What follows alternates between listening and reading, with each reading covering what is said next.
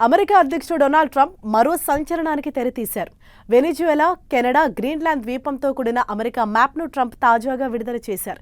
అంతటితో ఆగకుండా ట్రంప్ మ్యాప్ను సోషల్ మీడియాలో షేర్ చేయడంతో వైరల్గా మారింది. అధ్యక్షుడు ట్రంప్ ట్రూత్ సోషల్ వేదికగా పోస్ట్ చేసిన 2 ఫోటోలు ప్రపంచవ్యాప్తంగా ప్రకంపనలు సృష్టిస్తున్నాయి.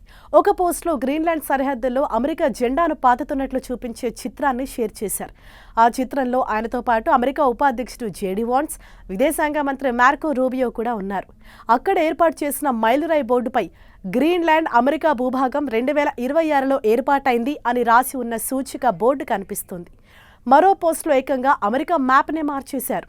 ఓవల్ ఆఫీసులో ట్రంప్తో పాటుగా ఫ్రాన్స్ అధ్యక్షుడు మ్యాక్రాన్, ఇటలీ ప్రధాని జార్జియా మెలోని, బ్రిటనీ ప్రధాని కీర్ స్టార్మర్, యూరోపియన్ కమిషన్ అధ్యక్షురాలు ఉర్సులా వాన్ డెర్ లెయన్ సహా ఇతర నాటో నేతలు కనిపించారు. అయితే ఆ ఫోటోలో బోర్డుపై అమెరికా మ్యాప్ ఉంది. ఆ మ్యాప్లో కెనడా, గ్రీన్లాండ్, వెనిజులా దేశాలు అమెరికా భాగాలుగా చూపించారు.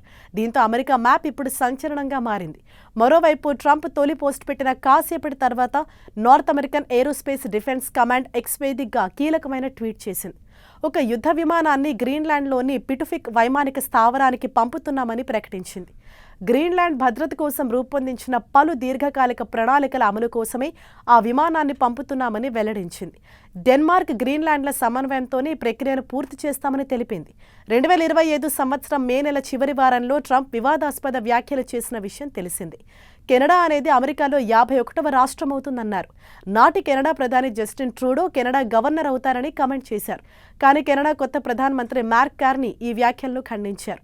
కెనడా ఎన్నటికీ అమెరికాలో కలవదని తేల్చి చెప్పారు. అయినా ట్రంప్ తన వాదనను కొనసాగించారు.